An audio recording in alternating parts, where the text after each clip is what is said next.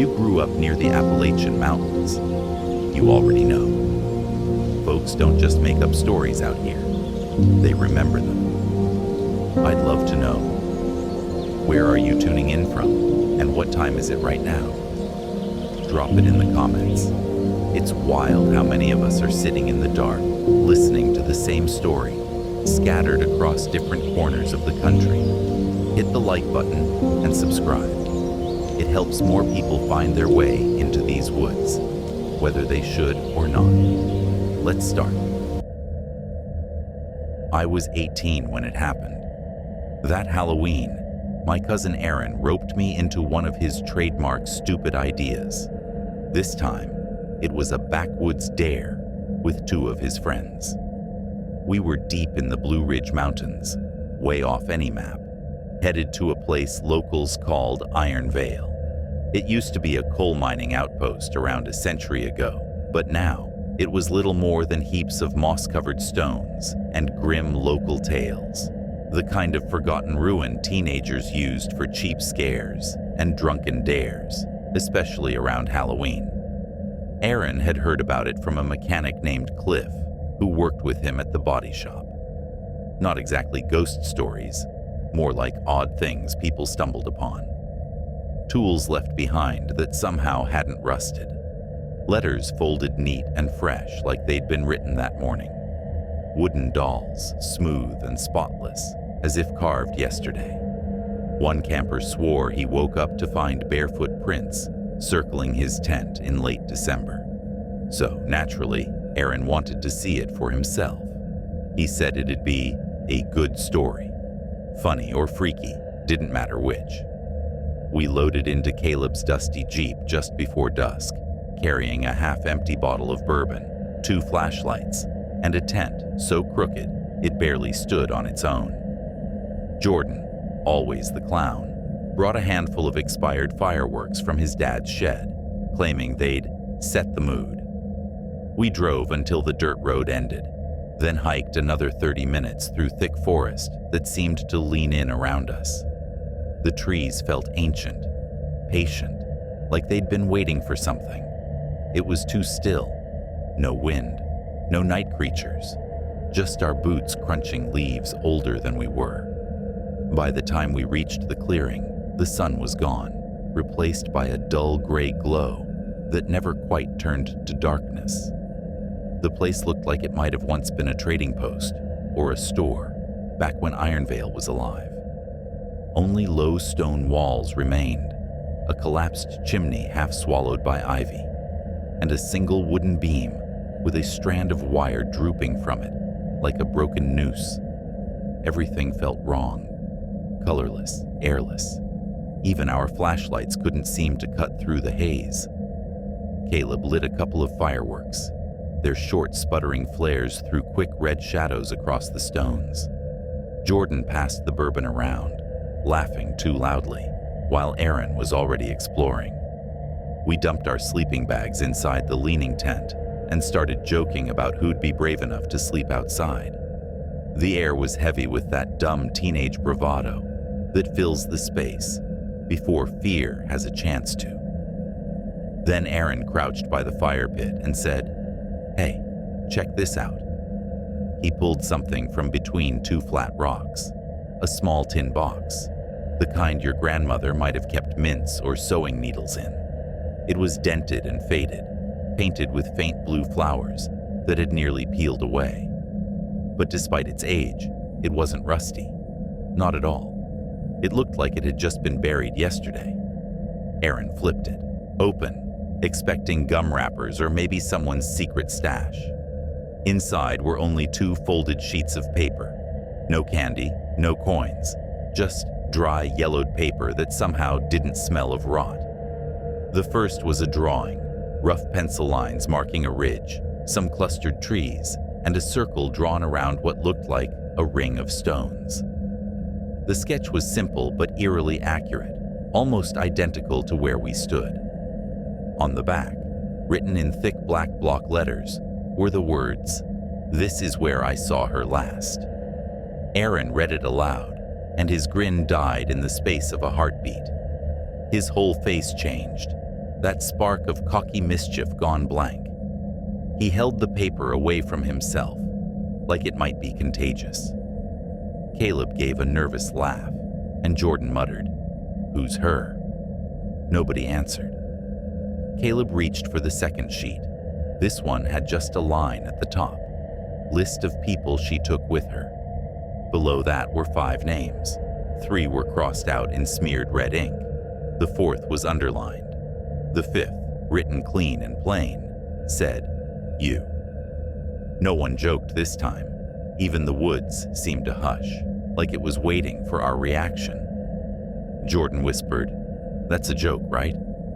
Someone left it here to mess with people." But Aaron didn't reply. He just stared at the page, eyes locked on it like it was pulling at something inside his head. I asked if he recognized any of the names. None of us did, but something about it felt off. The handwriting on the second page was harsher, more desperate. The pen had pressed so hard it nearly tore the paper. Jordan said we should burn it.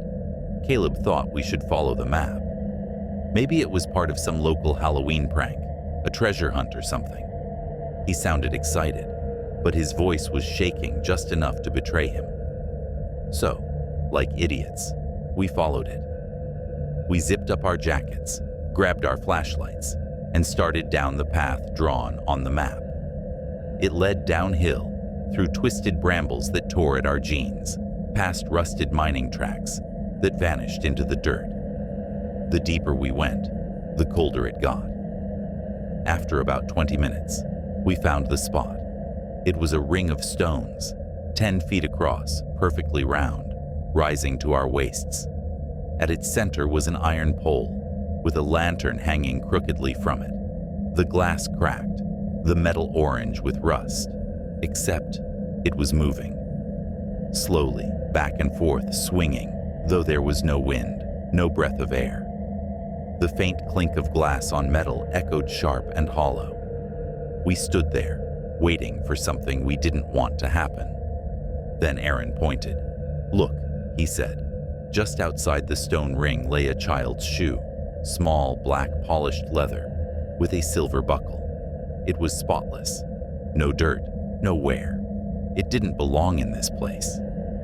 Caleb poked it with a stick, as if expecting something to jump. The shoe didn't move, but beside it, faint in the mud, was a single barefoot print. Tiny toes pressed into the dirt, pointing straight into the trees. That's when everything changed. The forest around us seemed to deepen, sound folding in on itself, until all we could hear was our own breathing. Aaron whispered, "We shouldn't be here." His voice broke. Jordan backed away, stumbling. Caleb was breathing hard through his nose, trying not to panic. I turned to head back, and that's when I saw her. Up on the ridge, outlined by the dull orange flicker of our dying fireworks, stood a figure. She wasn't walking or moving, just standing, watching. Her hair hung in long dark strings over a dress that clung to her body like it was soaked through. Her skin was pale, her feet bare, her arms limp at her sides, and her face. God, her face wasn't right. It wasn't even really a face. It was like someone had tried to remember what one looked like and painted it wrong. Too smooth, too soft, the eyes not quite aligned. It was wrong in a way that made your stomach turn. I blinked. She was gone. No sound, no rustle, just gone. We didn't walk back. We ran. Branches snapped against our arms, roots caught at our ankles, and every step felt like we were moving through water. By the time we reached the clearing, we were panting, shaking, our lungs burning. Everything was where we left it. Our bags, the whiskey, the tent. Everything except the tin. It was gone. We didn't talk. We didn't pack. We just ripped the tent from the ground, threw it into the Jeep, and tore down that trail like something was chasing us. The silence in the car was worse than the woods. We didn't speak until we hit pavement. Even then, no one had words. We stopped at a gas station in Hollow Creek. Jordan ran inside to grab water, his hands trembling so bad he dropped a bottle. That's when Aaron looked down. Between the seats, in the cup holder, sat the candy tin, perfectly clean, closed. He swore he hadn't touched it. None of us had. We drove it straight to the sheriff's office in Madison County. The deputy didn't laugh when we told him, didn't even look surprised. He just nodded slowly and said, someone else had turned in a tin just like it about 5 years ago. Different contents, same handwriting.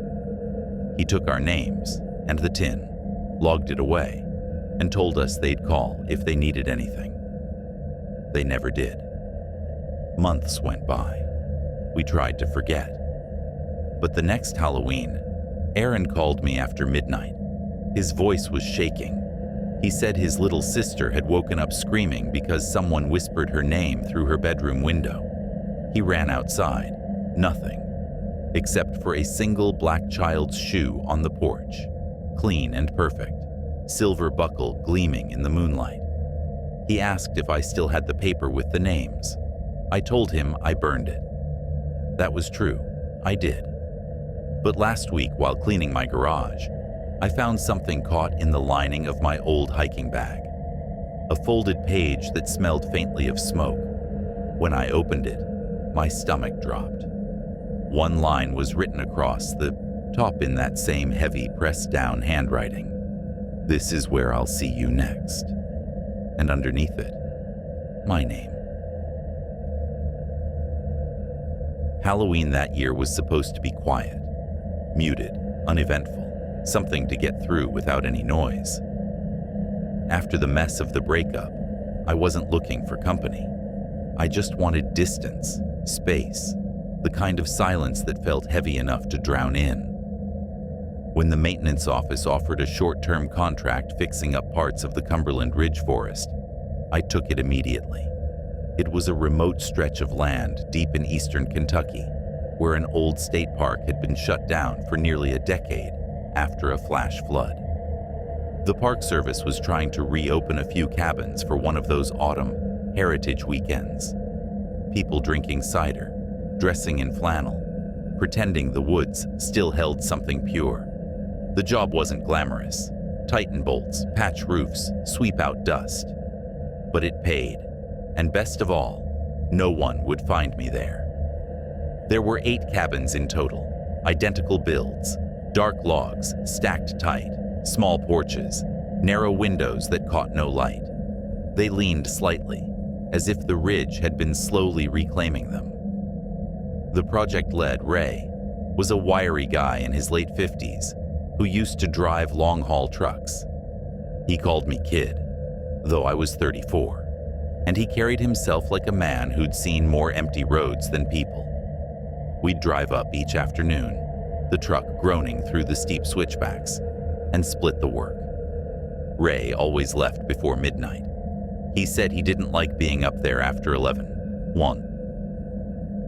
Things get strange when the fog settles, he'd joke. Except he never really sounded like he was joking. I'd laugh it off, but I knew what he meant. The place felt like it wanted to be left alone. The first night was simple. Cold air biting at my nose, old floorboards creaking under my boots, but nothing unusual. I fixed a few shutters, replaced a busted lock, and crashed in cabin 6. Slept straight through, no dreams. But the second night, that changed. It started as faint flashes, faces I didn't know, rooms that looked familiar but wrong, like someone had rearranged my memories. And always, this low humming. Soft, rhythmic, like someone humming to themselves just outside the walls. I brushed it off as wind slipping through gaps in the siding. But by the third night, it wasn't the wind. The woman began to appear, always in the same way, standing in the middle of the room, back turned, holding something long and sharp. She never looked at me. Sometimes she screamed, soundless but shaking the air, and I'd jolt awake with my fists clenched so tight, my nails cut my palms. I told myself it was isolation, too much quiet, not enough sleep. Ray suggested I bring a radio to keep the silence from chewing at me. I did. It worked for a while. Then it didn't. Cabin 2 began to bother me. Not the obvious kind of way. It was more like stepping inside a place that didn't want you there. The air felt tighter, heavier. The smell wasn't rot or mold, just dry, stagnant, as if it had been sealed for 100 years. And the back door wouldn't latch. I'd lock it, walk away, and find it swinging open again minutes later. One night, I wedged a chair under the handle. The next morning, the chair was sitting neatly outside on the porch. Ray said we'd finish by Halloween. That was October 30th.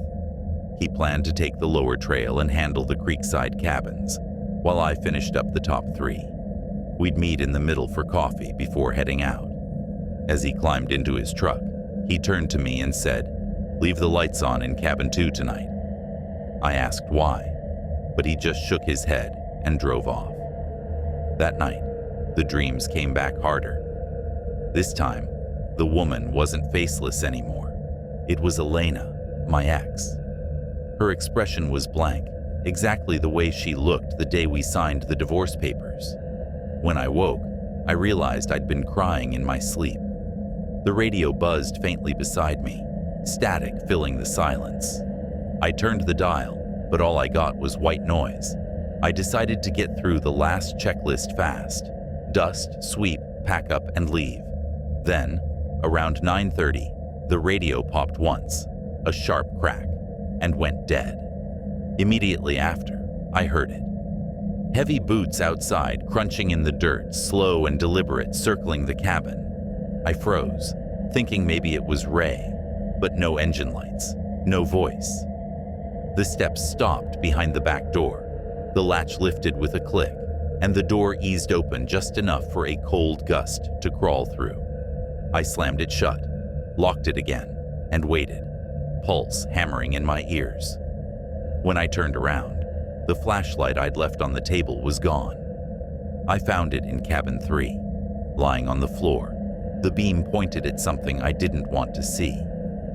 Chalk marks, loops and jagged lines curling inward, all drawn in pale white dust across the floorboards. At the center, a black ring like something had burned there. The wood was still warm. I called Ray. No answer. Tried again. Straight to voicemail. Outside, the ridge had gone silent. I stepped out and looked down the hill. Every cabin door was open, all 8 of them, swaying slightly like breathing. I told myself it was the wind, but there was no wind. Then I heard the humming again, the same tune from my dreams, drifting out from the tree line, low, almost tender, like someone humming to themselves in the dark. I didn't think. I just ran. Downhill past the open cabins, tripping over roots, my breath scraping my throat raw. But the trail wasn't right anymore. It twisted the wrong direction, bending back toward the cabins.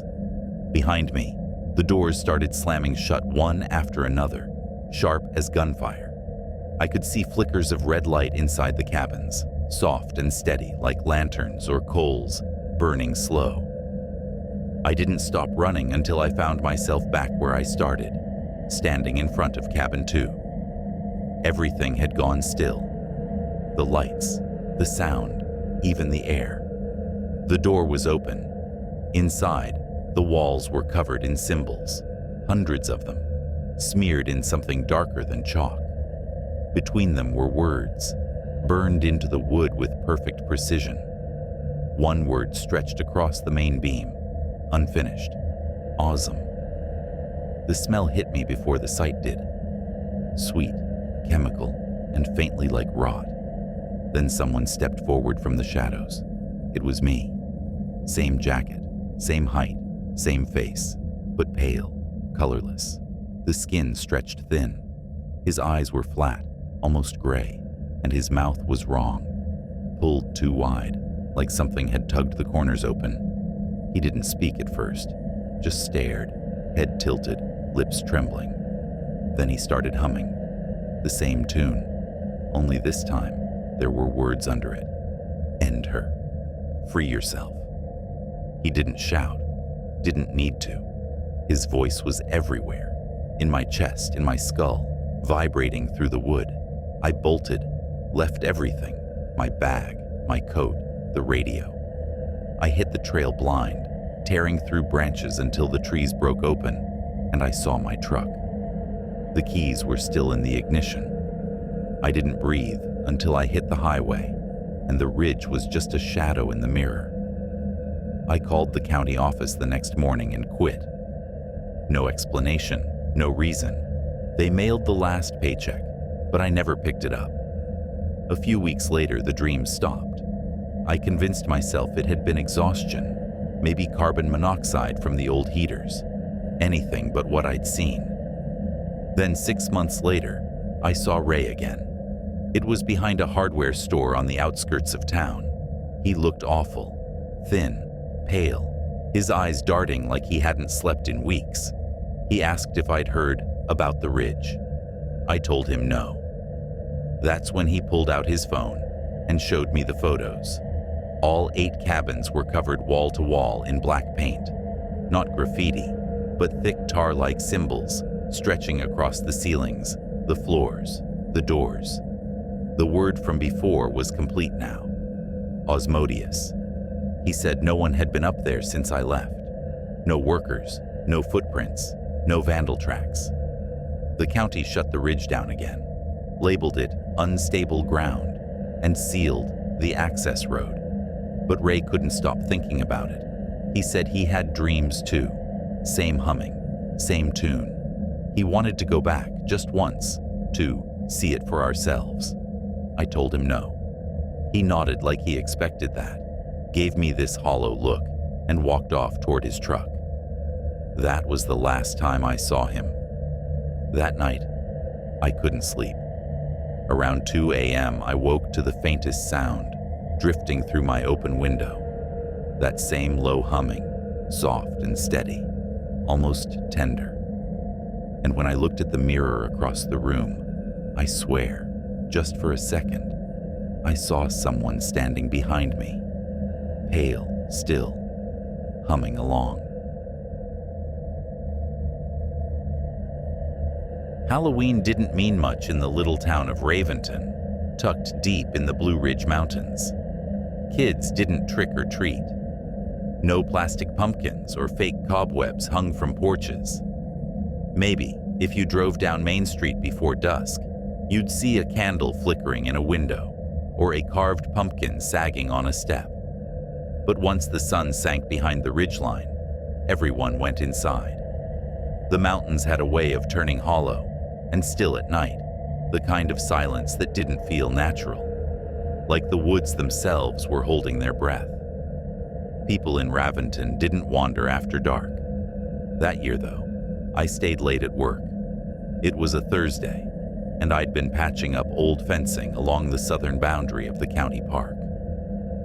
By the time I finished, the light was already gone, and the road that wound back toward town was slick with mist.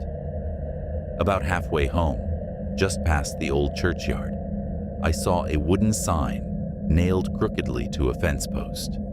The paint was peeling, but I could still make out the words, Hearth Benefit Sale. The letters were smeared orange, the kind of color that looked almost alive in the headlights.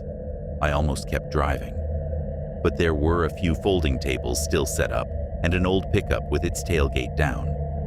Someone was moving boxes in the half-light of a lantern. I figured I'd stop for a minute. The woman working the sale looked tired.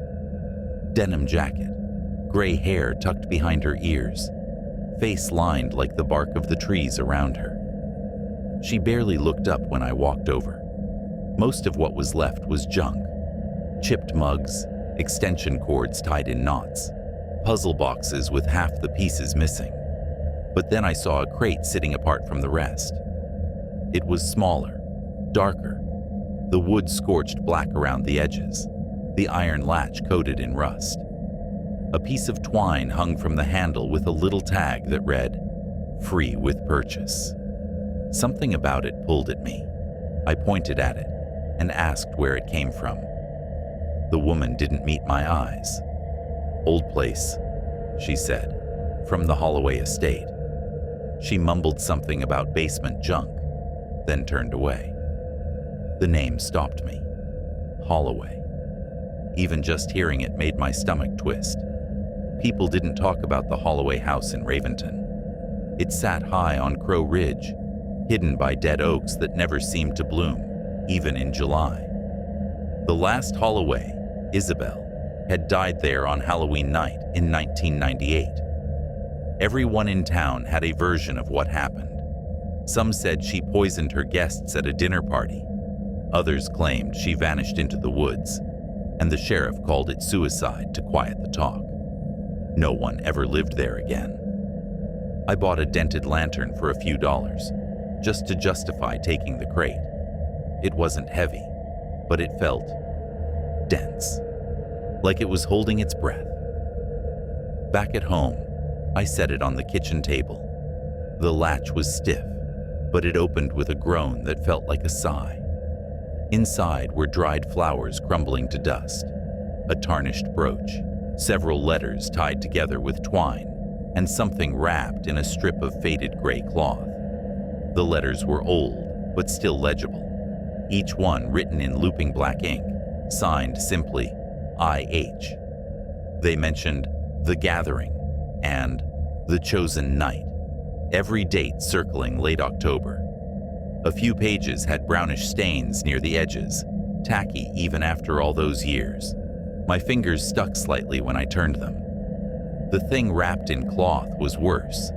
Inside was a porcelain mask, smooth and pale, the lips painted into a faint, unnatural smile. The eyes were nothing but hollow holes, deep enough that I couldn't tell how far they went. Tied behind it with red thread was a lock of dark hair. It looked real, felt real. I stared at it longer than I should have, trying to convince myself it was a prank, maybe a creepy Halloween prop. But the smell of it, dust, dried flowers, iron, didn't feel like a joke. That night, I couldn't stop thinking about Isabel Holloway. She'd been the talk of town long before her death. Wealthy, beautiful, known for throwing elaborate autumn parties that everyone wanted an invitation to. Then, suddenly, the invitations stopped. A few months later, people said they heard screams echoing through the woods above Crow Ridge. When the sheriff finally went up there, the house was empty. No guests, no furniture, no blood. Just melted wax pooled on the floorboards and strange carvings cut into the dining table. The next morning, I drove up the ridge. I don't know why. Curiosity, maybe. The road was barely there anymore, overgrown and swallowed by weeds. When I finally found the house, it looked half devoured by the forest. The porch sagged, the roof bowed in the middle, and every window was either shattered or boarded shut. The front door hung crooked but opened when I pushed. The air inside was thick and cold, like breathing through wet cloth. I had brought the mask with me. It felt wrong leaving it in the house overnight. Inside, the place was stripped bare, except for a long table leaning against one wall. Its surface was etched with strange circles and runes, worn smooth from age, but still faintly visible. I set the mask in the center and took a step back. The silence was so deep, it rang in my ears. Then I noticed something by the door. Another mask, identical to the one I'd brought. Same faint cracks along the edge, same strange smile. There had only been one in the crate. I didn't think. I ran out the door, down the steps, into the car. My hands were shaking so bad, I could barely fit the key in the ignition.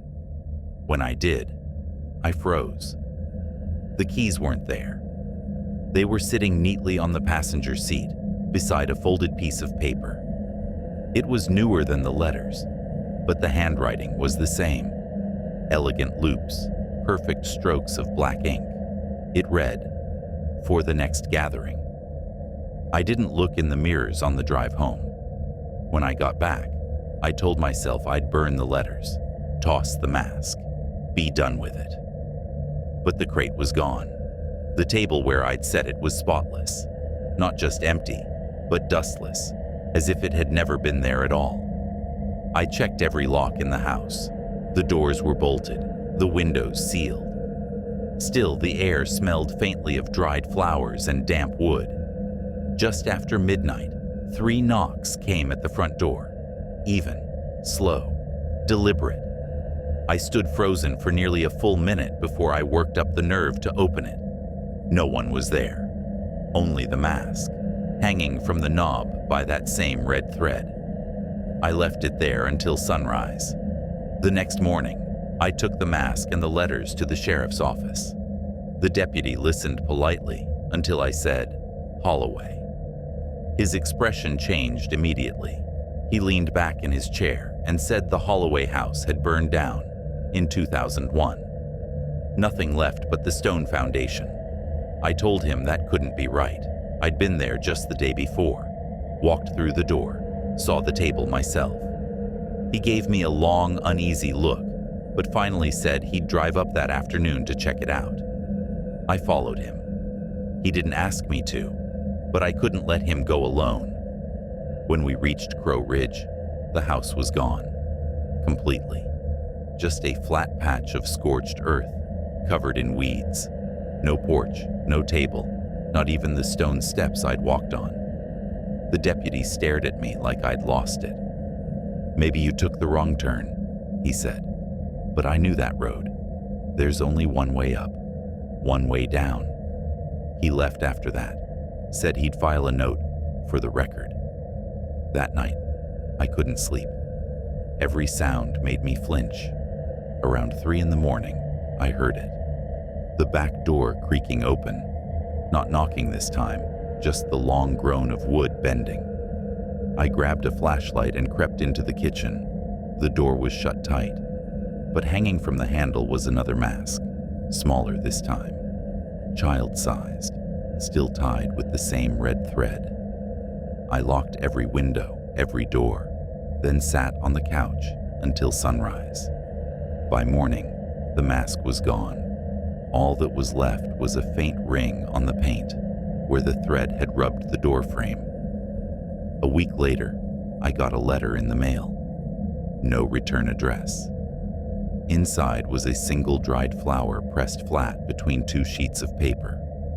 On the card, in the same elegant handwriting, were the words, "You kept your promise. The seat is saved." 2 months later, I sold the house and left Raventon. No forwarding address, no goodbyes. I thought I was done. But every October since then, the signs show up again. Nailed to telephone poles, hanging on fence posts, same words every time. The Gathering, October 31st.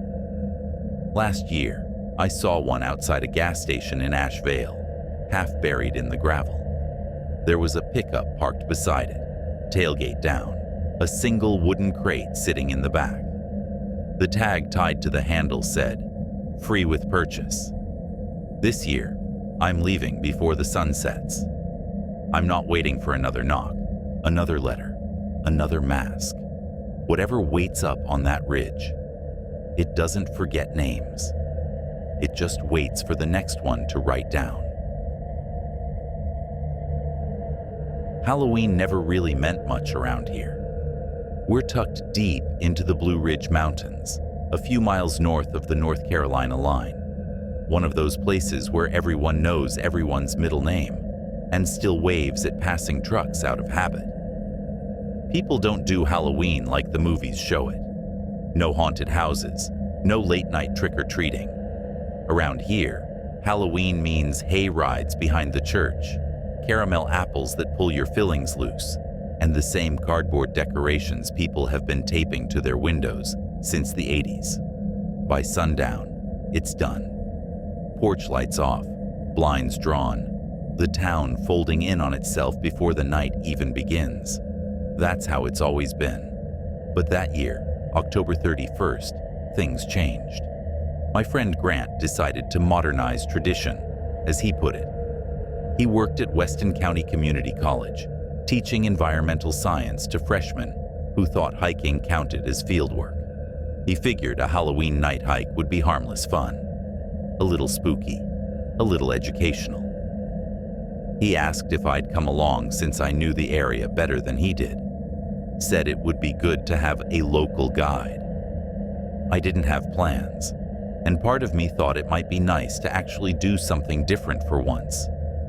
He picked a trail on the edge of Larkin Hollow, one of those overgrown service paths that used to carry coal carts decades ago. The trailhead sat just past an abandoned farmhouse with red paint peeling like sunburned skin and a swing set rusted through at the chains. After that, it was nothing but dirt and forest. The kind of place where everything feels forgotten. Not haunted exactly, just emptied out. We got there around 4 in the afternoon. The sky was clear, cold, and already leaning toward dusk. I remember standing by Grant's truck, looking into the woods. The air had that strange stillness that settles before winter. Soundless, but heavy, like the forest was waiting for something. You could still hear the occasional leaf falling or a bird chirping, but it all felt rehearsed, too careful. Even the breeze that should have swept down from the ridge never came. Grant laughed about it, said it was perfect Halloween weather. But his voice had this thin edge, like he didn't quite believe it himself. We set up battery lanterns near the start of the trail, marking the first stretch in case anyone lagged behind. The students showed up a little after 6. There were 9 of them total, mostly first years. 2 had tried for costumes, one guy with a paper mask, another girl in cat ears and glitter makeup, but the rest were bundled in jackets and scarves. They climbed out of their cars loud and cheerful, full of that college energy that comes right before fear sinks in. They had no idea what real darkness was. Grant gave the usual safety spiel. Stay together. Keep flashlights on. Don't wander off. Don't freak out over noises. The trail cut straight into the woods, steep and narrow, with trees packed close enough that you could touch both sides if you spread your arms.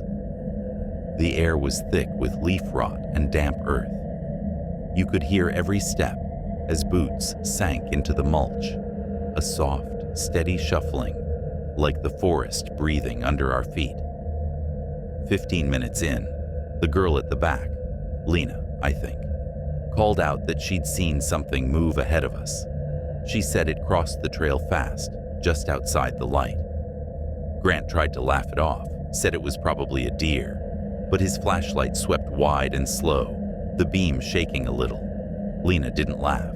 She said it didn't sound like a deer, said it hadn't made a sound at all. No rustling, no hooves, just movement. We pressed on, slower now, the laughter fading. Flashlights pointed low. I could hear my own heartbeat over the crunch of leaves. Then came a sound I will never forget. Thud. A pause. Thud.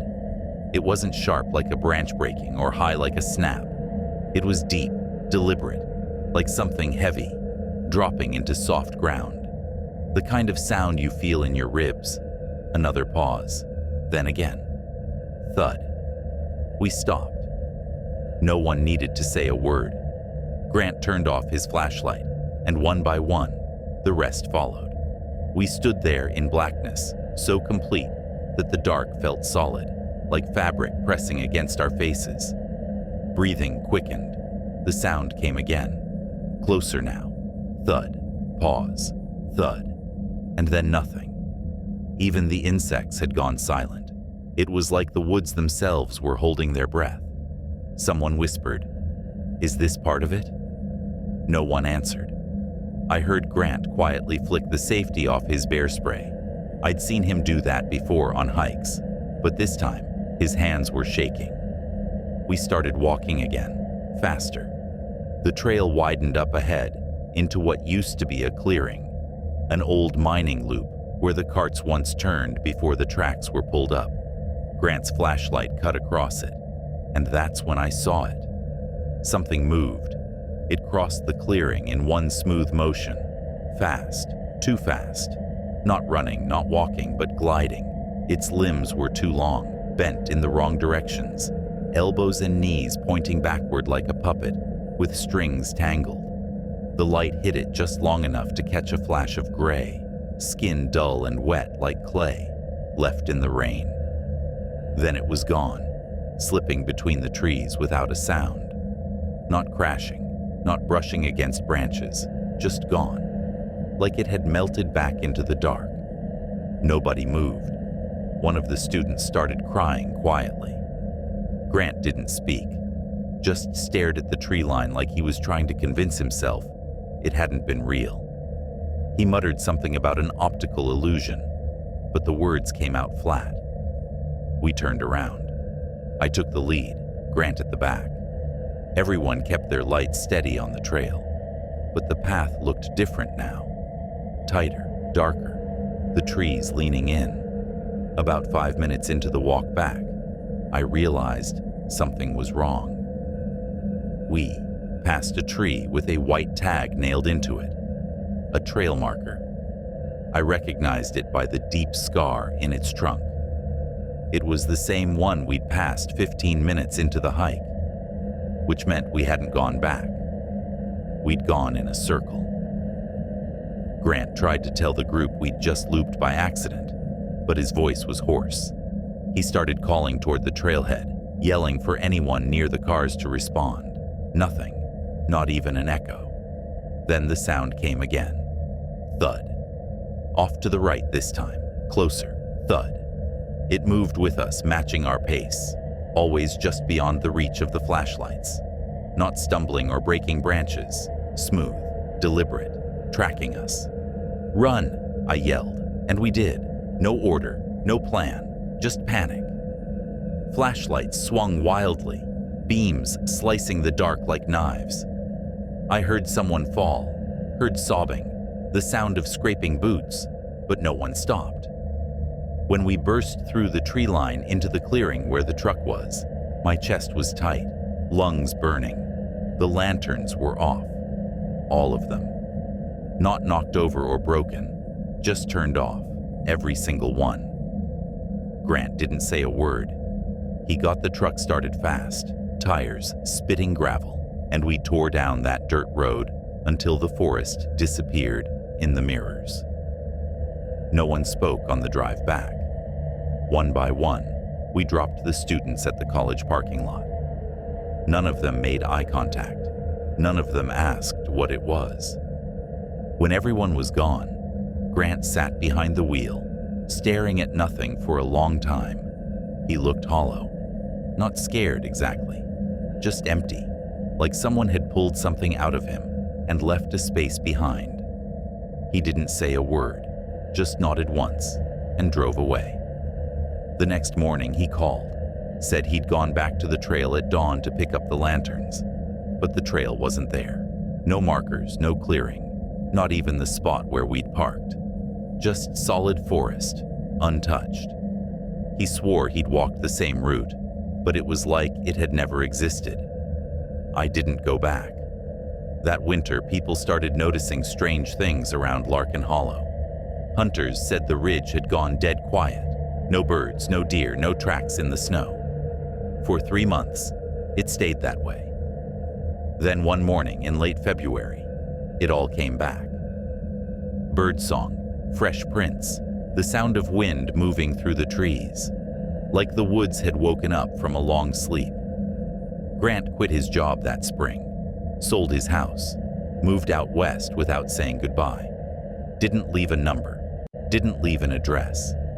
Sometimes, when I drive past the turnoff where that road used to be, I still see the reflection of something pale in the trees. Just for a second, gone before I can focus. I tell myself it's fog or moonlight, but sometimes when the night's quiet enough, I swear I can hear it again. Thud. Pause. Thud. Moving just out of sight, waiting for someone else to step off the road.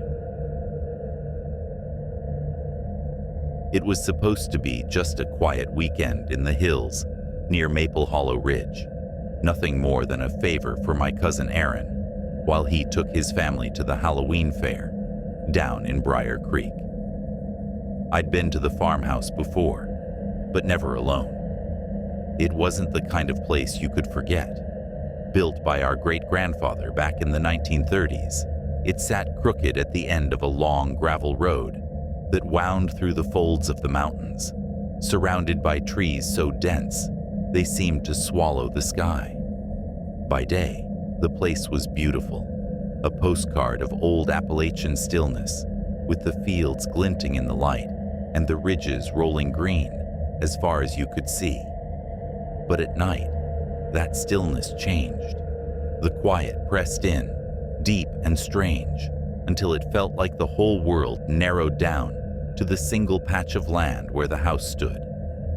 Aaron called on a Wednesday to ask if I'd mind staying there overnight, just one night, while they were gone. "Keep an eye on the place," he said. "Fridge is stocked, the generator's working. If anything comes up, you've got free run of the house." Then, just as he was handing me the keys, he added, "One thing though, don't leave the porch light on." I laughed and asked, "What? To save power?" He smiled, but not like he was joking. "You'll sleep better not knowing," he said. That should have been my first clue, but I brushed it off. I wasn't the superstitious type. I'd grown up in the suburbs. We locked our doors out of habit, not out of fear of ghosts. When I drove up that Friday afternoon, the house looked exactly how I remembered it. 2 stories of chipped white paint, a porch sagging at the steps, wind chimes made from old keys that clinked softly when I parked. Aaron was still outside packing the car. His youngest, Mara, waved at me, wearing a plastic tiara and dragging a stuffed werewolf by the tail. Aaron handed me a mug of coffee, and in the same motion, passed me the old family rifle. "Coyotes," he said, before I could ask, "or raccoons. Don't go looking unless you have to." I caught his expression, something tight behind the smile, something like worry, maybe fear. His eyes kept flicking toward the tree line as if expecting to see something there. I didn't mention it. I just nodded, said I'd be fine, and waved as their car rolled away down the gravel road until the sound of it faded into the hills. By the time I finished unpacking, the sun was already sliding low behind the ridge. The shadows came early up there. It was one of those nights where dusk drops all at once. 1 second, you're watching golden light spill across the trees. The next, you're standing in black. I heated up one of the frozen pizzas Aaron had left in the freezer, poured myself another coffee, and turned on the radio. The reception was patchy. Bursts of static interrupted by fragments of old songs, voices half swallowed by distance. For a while, I thought I heard whispering in between channels, just soft enough that I couldn't tell if it was real. Around 7, the wind started to pick up, not the usual kind that whistles through the trees, but heavier, slower, a pressure that made the old window panes tremble. I told myself it was just an October storm. Then I heard it, a long, rough scrape against the porch, like something heavy being dragged across the boards. I froze. The radio hissed quietly beside me. After a few seconds, I told myself it must have been a branch blown loose. I turned the volume up, but before the song could settle, it came again. Slower this time, closer. The unmistakable sound of weight moving across wood. I grabbed the flashlight and went to the front window. The rocking chair had moved. It had been facing the door when I arrived, but now it was turned sideways, gently swaying, like someone had just stood up. I hesitated, then opened the door. The cold hit first, sharp and biting. The porch was empty, no wind, no animals, just the faint echo of my own breathing. I swept the flashlight across the boards and saw marks, faint scratches carved into the wood, parallel lines about the width of fingers. My throat tightened. I locked the door, or tried to. The latch wouldn't catch. The whole frame looked bent, like it had been pushed from the outside. I dragged a chair under the handle, wedging it in place, and went back to the kitchen to refill my mug, though my hands wouldn't stop shaking. "It's nothing," I whispered out loud. "Just animals. Just an old house." That worked until I heard the footsteps. They started faint, just beyond the walls. Slow, deliberate steps crunching through the dry leaves around the house. I turned off the lights without thinking. The sound circled. When I moved toward the back door, the steps shifted to the side of the house. When I paused in the hallway, they crept to the front porch again, always moving, never rushing, like whatever it was wanted me to know it was there. I didn't sleep. Around 10, the generator sputtered and died with a low groan that echoed through the house. The silence afterward was suffocating. I lit one of Aaron's old candles and tried not to look out the windows. The flame flickered, and that's when I saw it. A dark smear on the floor near the back door, thick and uneven. Mud, I told myself, or oil. But when I bent closer, the smell hit me, copper and something sour underneath. The smear led across the kitchen and into the hallway. My feet followed before I realized I was moving. It trailed up the stairs, and with every step, the air got heavier, thicker. The candle flame quivered. When I reached the landing, I saw it. A tall oval mirror standing against the wall, black frame, cracked through the center like lightning had struck it. It hadn't been there before. In the flicker of the candlelight, my reflection rippled, and behind me, something else. Tall, thin, too close. I spun around, heart slamming against my ribs. Nothing. Just the hall, empty and still. I bolted for the upstairs bedroom, shoved a dresser in front of the door, and sat with the rifle across my lap. I told myself I wouldn't look outside, that I'd just wait for morning. But curiosity wins stupid prizes. I peeked through the curtain. 3 figures stood at the edge of the trees. Each one held a jack-o'-lantern. The orange glow from the candles inside flickered against their faces. If they had faces. They didn't move, didn't shift, just stood there, tall and narrow, the pumpkins bobbing slightly in the dark. Then, after what felt like hours, the one in the middle raised its arm and pointed directly at my window. The others followed. I dropped the curtain and slid backward on the floor until my shoulders hit the wall. My throat burned with the scream I wouldn't let out. Then came the sound again. The scratching, this time from under the floorboards. Slow, methodical. It crawled from one end of the hallway to the other, tracing the space like it was measuring the house. Then faintly, I heard humming. Not random, not nonsense. A tune I knew. My grandmother used to hum it when we were kids. A lullaby, she said, came from the old country. A song for guiding lost souls. The sound grew louder, closer, until the floorboards creaked like footsteps. Then 3 knocks at the door. Soft, steady, measured. I raised the rifle, though my hands were shaking so bad the barrel wavered. "Go away," I shouted. The knob turned once, then again. It stopped. I sat there for what felt like hours, staring at the door, the candle burning lower and lower. When the flame finally went out, I stayed in the dark, counting my breaths, too afraid to move. When daylight finally crept in through the cracks, I unlocked the door with numb fingers. The hallway was empty, but at the top of the stairs sat a single jack-o'-lantern, fresh, warm, candle flickering inside. Its grin was sharp, uneven, carved with shaking hands, and smeared across the bedroom door in something that smelled faintly metallic were 5 words. "You left the porch light on." I didn't pack. didn't grab my phone. I ran barefoot to my car and didn't stop until the ridge flattened into open fields. My hands were still trembling when I called Aaron. I told him everything. The scratches, the mirror, the humming, the figures. He was silent for a long time. Then he said, calm and tired, "Eli, I told you not to leave the porch light on. It draws them in." As he said it, I glanced in the rearview mirror. At the edge of the distant woods, something orange flickered once, a shape like a grin in the dark. I didn't slow down. I didn't speak. I just kept driving until the mountains disappeared behind me.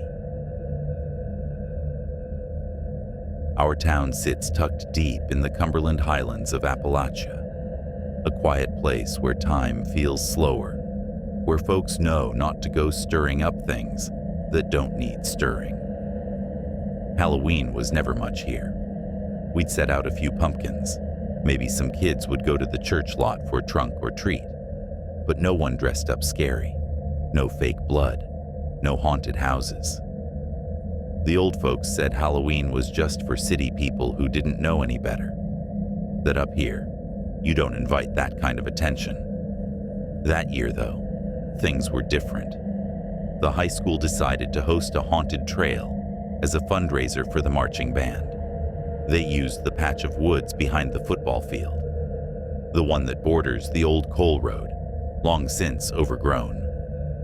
My younger sister, Clara, was part of the setup crew. She and a handful of seniors spent weeks hammering boards together, stringing lights, and painting fake gravestones. She was proud of it too. When opening night came, she begged me to go. "You never come to school stuff," she said. "Just this once?" So I went. By the time I got there, the sky had already dimmed to that deep blue before true dark. The ridge a solid black line against the horizon. Cars filled the dirt shoulder near the field, and people milled around like it was a carnival. Kids in plastic costumes darted between lawn chairs, their cheap fabric crinkling with every step. A speaker on the ticket table buzzed out loops of thunder and ghost moans, though the static was louder than the scares. It was all so normal, so harmless.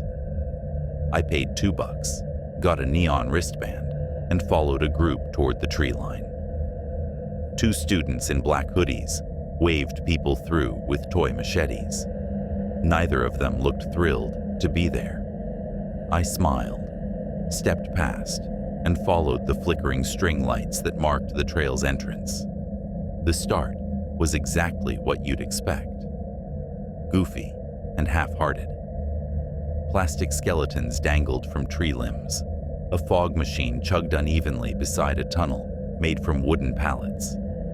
Teenagers in dime store masks jumped out yelling "boo," laughing when they scared someone. I could hear Clara's voice somewhere ahead, calling out cues to the younger kids. It all felt like a town pretending to be something it wasn't, trying too hard to make spooky out of something that was only ever quiet. A few minutes in, the group in front of me slowed.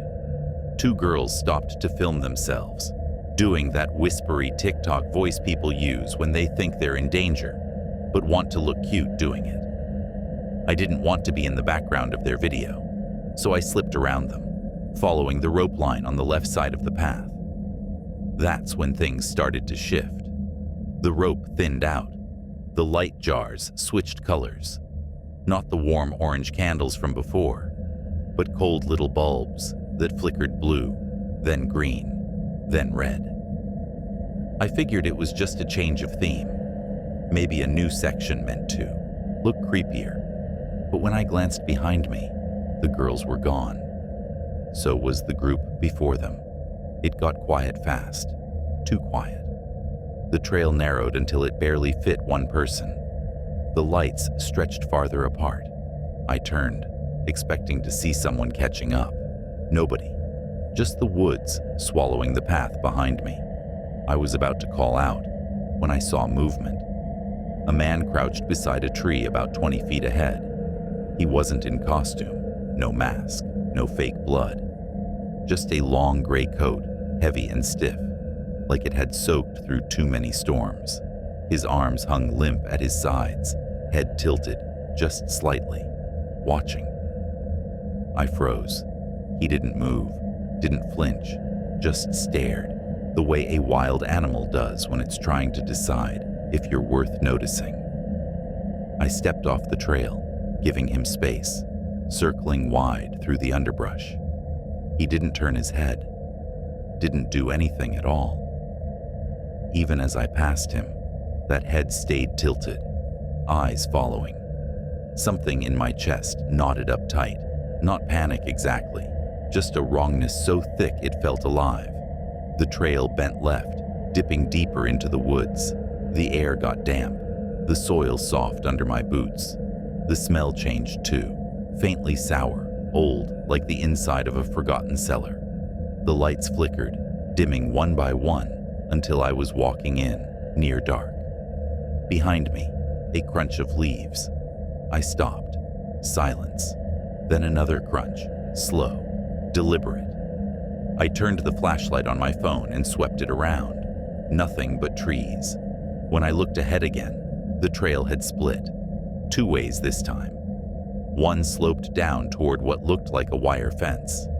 The other led into a shallow gully slick with moss. No signs, no ropes, no props. I stood there trying to remember how far I'd come. The haunted trail was supposed to be short, a loop, maybe 10 minutes tops. I should have hit the exit by now. Then came another step, louder, heavier. I turned, and he was standing, not crouched anymore, upright, taller than I'd thought, coat hanging open now. He was maybe 30 feet away. His head was tilted farther than before, too far, like the bones in his neck had given up. His arms hung loose, fingers too long, the tips blackened. He didn't blink, didn't breathe. I started walking faster. My phone showed no service. The light shook with my hand. I passed an old refrigerator half buried in vines, its door missing. A little farther down, a single child's sneaker, the fabric curled and sun-bleached. No props now, no decorations, just the woods. Then a voice. Not from behind me, from ahead. Wrong way. Soft, calm, male. I froze. It wasn't a shout, not even a whisper, just a statement. Matter of fact, like someone telling me my shoe was untied. I raised the light. A figure stood between 2 trees. Taller than the man in the coat, thinner. Something rough covered his head. Burlap, maybe. Pulled tight with 2 eye holes cut unevenly. His hands hung at his sides. I couldn't see his face, but I could feel his eyes, steady and cold. I stepped back once, twice, then turned to run. The man in the gray coat was gone. No sound, no motion, just gone. I ran. Didn't care which way the path led. Branches whipped at my arms, my breath sharp in my chest. Every few seconds I glanced behind me. Nothing but dark. I ran until the trees started to thin, until I saw the glow of parking lot lights through the brush. When I burst from the woods, it was like breaking through a dream. People were still there, laughing, waiting in line, sipping cider. The world looked too bright, too loud. I stumbled across the grass, my shoes caked in mud. No one noticed I'd been gone for over an hour. I found Clara by the concession tent, holding a clipboard and chewing on a straw. Her smile fell the second she saw me. "You okay?" she asked. "You look like you saw a ghost." I told her what happened, or part of it, that I'd taken a wrong turn, that I'd seen someone out there. Her face changed, not scared exactly, but uneasy, like she knew something I didn't. "There's no fork in the trail," she said. I shook my head. "There is. I saw it. Split 2 ways near the back fence." She frowned. "There's only one path. We tied orange tape to every tree past the second station, so nobody would get lost." I told her there was no tape, no lights, No people. I told her about the man in the coat and the one with the burlap sack. She didn't say anything after that. I stayed close to the crowd the rest of the night. Needed to hear laughter, footsteps, anything real. I didn't sleep when I got home. Couldn't. The next afternoon, I went back. Clara came with me. We walked the whole trail from start to finish. 10 minutes, maybe 12. Every turn marked with tape. No forks, no fence, no gully. No sign of any coat or burlap sack. "You probably got turned around," she said. "It happens." I didn't answer. I knew what I'd seen, and I knew how far I'd run. That night, I drove up to the ridge where my phone could get a signal and looked up the county's land records. Turns out, those woods behind the football field used to belong to a man named Elias Horn. Died in 1981. He'd been a recluse, one of those mountain men people whispered about but no one really knew. Every Halloween, he'd build scarecrows out of his old clothes and hang them from the trees to keep spirits away, or so he told the kids who came too close. When they finally found him, he was down in the gully behind his house, half buried under brush. They said he'd been there for days before anyone noticed. His grave's unmarked now, somewhere near the property line. I don't think the school realized their haunted trail crossed his land, and I don't think those woods ever forgot him. Because when I drove past last week, long after the fundraiser was over, I saw something at the tree line. 3 scarecrows, tall and thin, standing in the fading light. One wore a gray coat. I don't go near those woods anymore. Every Halloween, our little town of Ashevale Crossing, tucked in the northern stretch of the Blue Ridge foothills, turned into something out of a storybook. It wasn't much of a place. Just a few old stores, one gas station, a school gym that doubled as a community hall, and a small white chapel perched where the valley narrowed. But on Halloween night, for as long as I could remember, everything came alive. People who barely nodded to each other the rest of the year stood shoulder to shoulder around the bonfires, swapping stories, drinking cider, and buying foil-wrapped slices of pie. The air always smelled like smoke, sugar, and dead leaves. Kids ran wild in cheap plastic costumes, their masks sliding sideways, glow sticks waving like tiny torches. Someone always brought a battered speaker that played old country songs and gospel hymns, distorted enough that you couldn't tell where one ended and the other began. That year, I was 17 and old enough to help instead of just wander. My younger cousin Luke was supposed to stay home sick, so I offered to stick around after the festival and help with cleanup. I thought it'd be simple. Fold up chairs, sweep out the fellowship hall, lock the doors. Mr. Carter, the chapel's caretaker, was in charge. He'd worked there longer than I'd been alive. He was the kind of man you saw every Sunday, but never heard much from. Small, wiry, with a face like a folded map. People said he knew every tree, every grave, every path winding through those woods. He didn't use flashlights when he walked the graveyard at night. He said he didn't need them. Luke ended up feeling better and came to help, too. We joked about scaring each other in the dark hall, pretending we weren't nervous. By the time the last families left and the bonfire burned down to embers, most of the cars had rolled off. You could still smell the smoke on the wind, and the laughter had thinned into the kind of silence you only get after a crowd leaves. The pumpkin lanterns lining the path to the church were starting to wilt, their carved faces sagging, candlelight guttering low. Mr. Carter told us to start stacking chairs inside while he went out to check the generator behind the building. The porch light above the door blinked once, then steadied. Inside, the air was thick, heavy, with the scent of burnt sugar and something damp underneath. Luke and I got to work, the screech of metal chair legs echoing across the empty hall. We didn't say much, just the occasional laugh when one of us dropped a chair or bumped the wall. Then I heard it, a scrape, faint, slow, like metal, dragged across tile. I turned around, expecting to see Luke messing with me, but he was across the room folding tablecloths. The noise came again, a dragging sound from the corner. One of the chairs shifted, just slightly. I stared at it, waiting for it to stop. Then it moved again. Luke laughed, said, "Relax, the floor's uneven." But his smile didn't last. Another chair tipped forward and crashed to the floor. The sound was sharp enough to make us both flinch.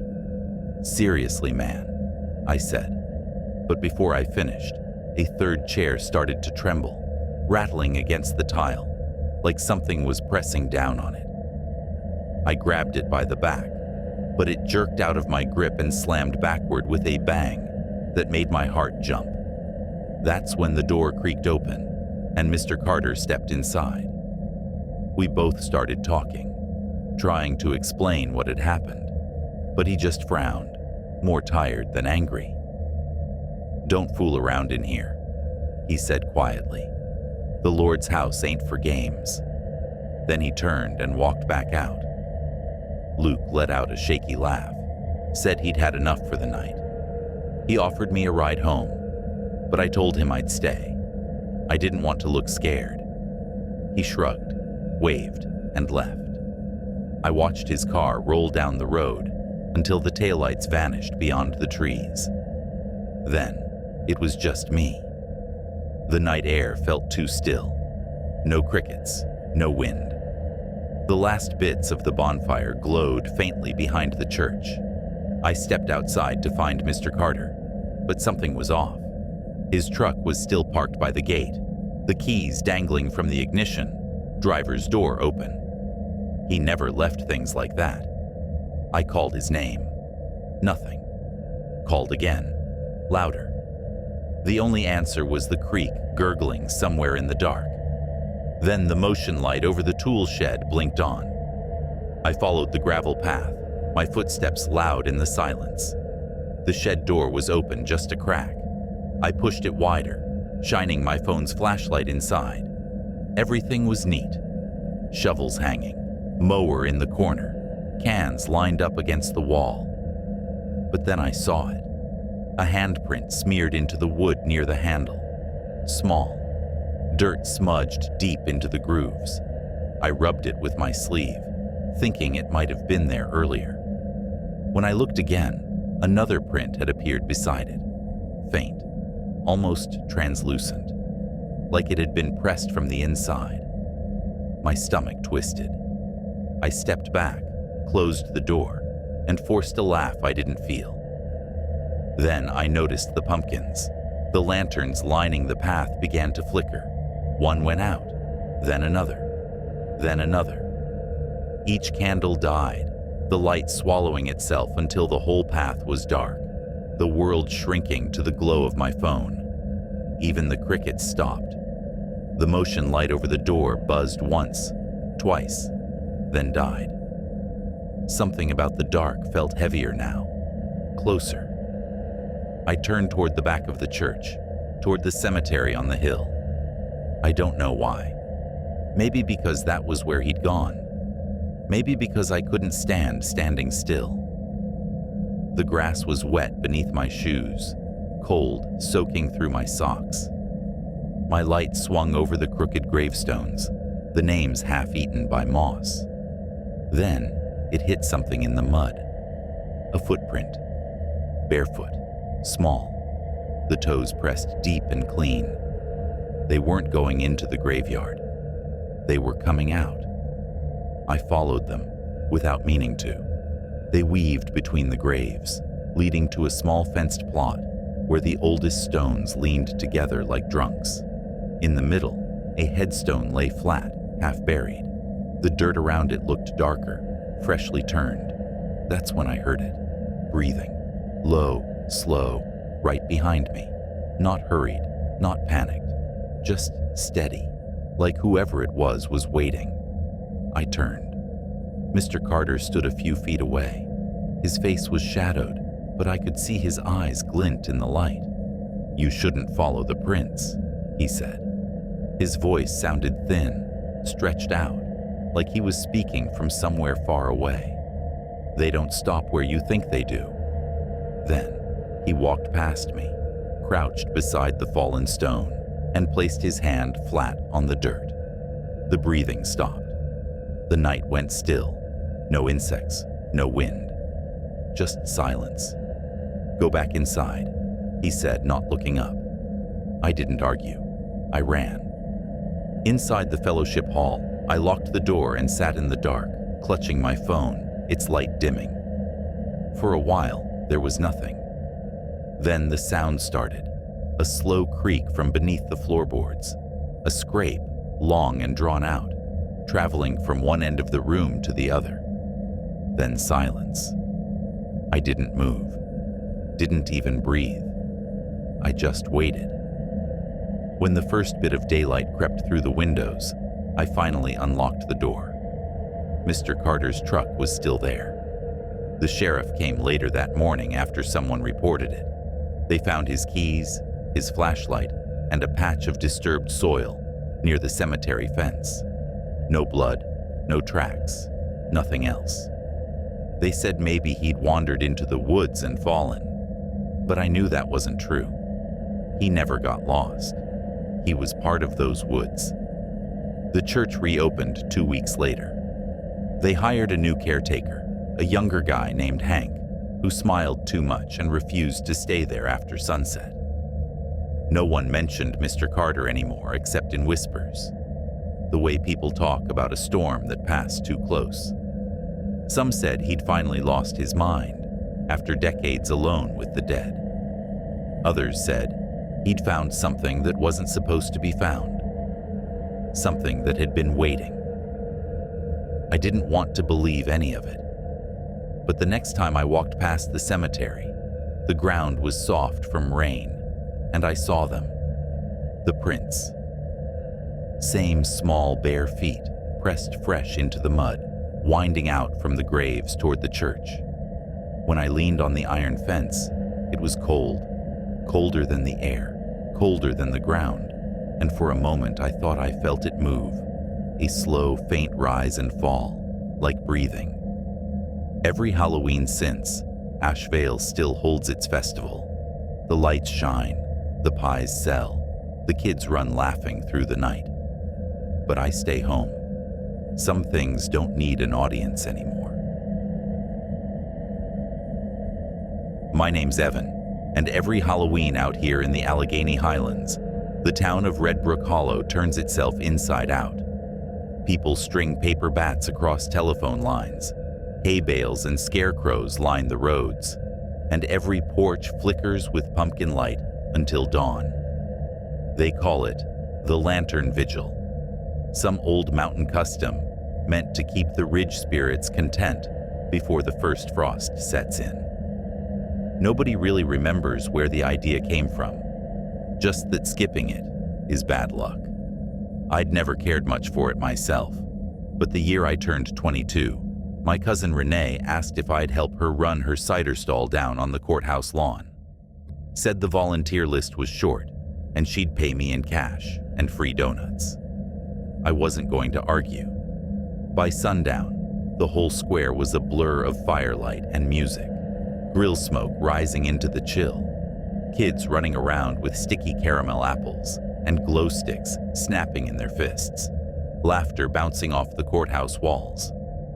It looked like the kind of autumn painting you see in antique shops. Perfect, safe, familiar.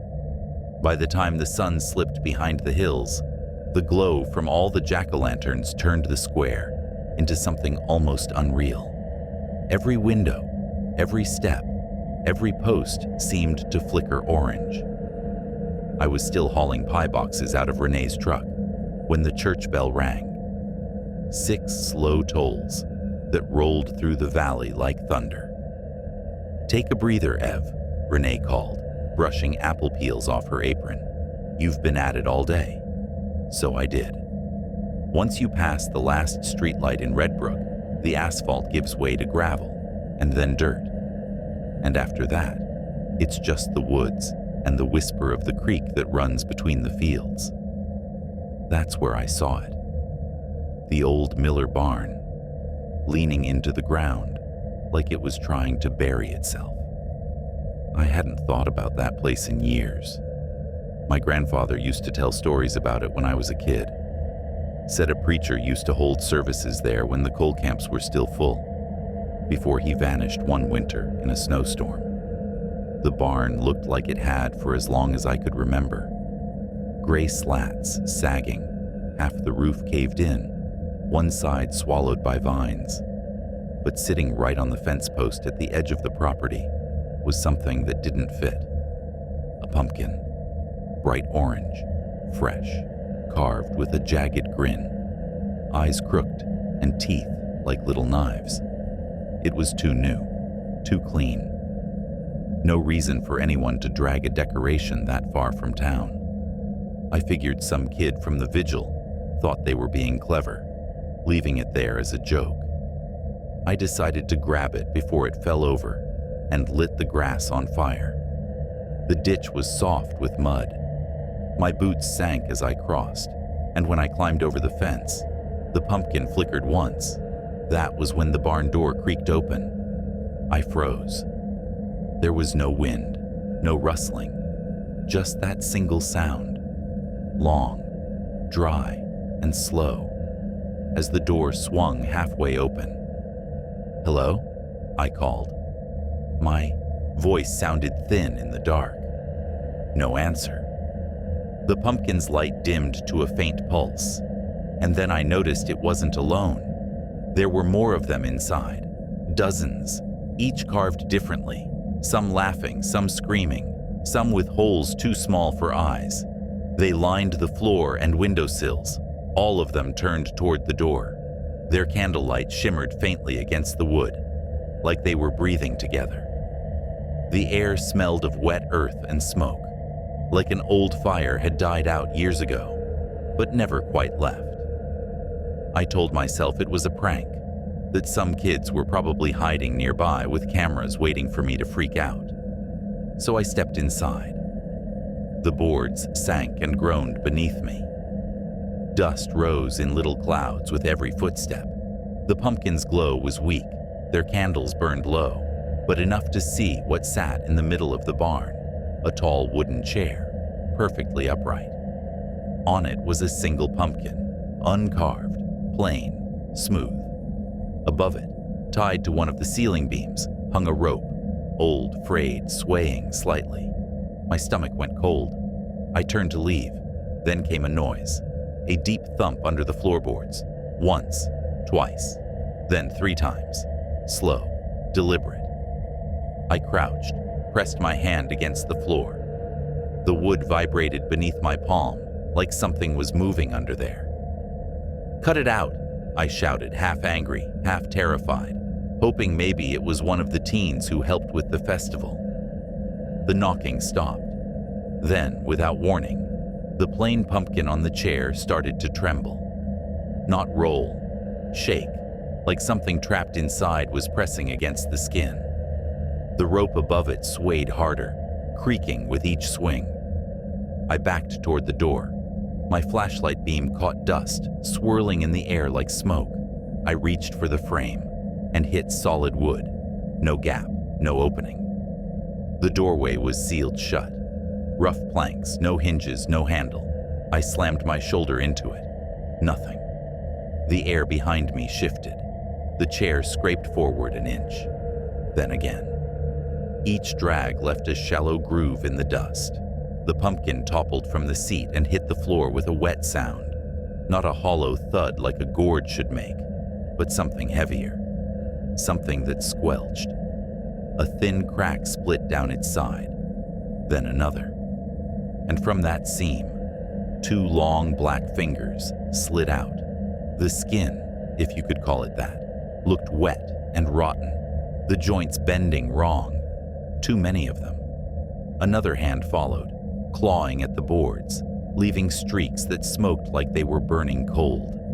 I didn't think. I grabbed a loose plank from the floor and swung at the wall until it split. Cold air rushed through the crack, sharp enough to sting my eyes. I tore the hole wider and scrambled through, splinters cutting into my palms. I didn't look back. I ran through the field, tripping over weeds and wire until I hit the road. When I turned, the barn was silent again. No light, no glow, just a black shape crouched against the trees. By the time I made it back to town, I was covered in mud and shaking so hard my teeth clicked. Renee saw me and laughed until she saw my face. "What happened?" she asked. "Slipped," I said, forcing the word out. She gave me a long look, but didn't push it. The festival was still going strong, the band playing, kids chasing each other around the fire. Everything looked normal. But when I glanced past the edge of the crowd, out toward the dark ridge beyond the square, I thought I saw an orange flicker between the trees, steady and patient. I told myself it was just one of the vigil lanterns. The next morning, I drove back. The air was colder, frost silvering the grass. I parked by the ditch, climbed the fence, and stopped. The barn was empty. No pumpkins, no footprints, nothing. Only the chair remained, lying on its side near the doorway. I didn't step inside. As I turned to leave, I saw something hanging from the fence. A small paper tag tied with twine. My name was written on it in neat black ink. That night, I was half asleep when I heard it. 3 knocks on the porch door. Slow. Even. I told myself it was the wind. The 4th knock came, softer this time. I got up, heart pounding, and opened the door. No one was there. Just a single pumpkin sitting on the steps, freshly carved, candle burning low. The grin was the same uneven one I'd seen on the fence the night before. I didn't touch it.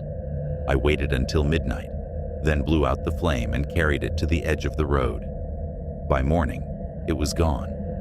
That was 3 years ago. Every lantern vigil since, I've stayed home. But sometimes, when the festival lights flicker across the valley, I catch a faint orange glow from the hills past town. Steady, patient, like something waiting for its turn to come back.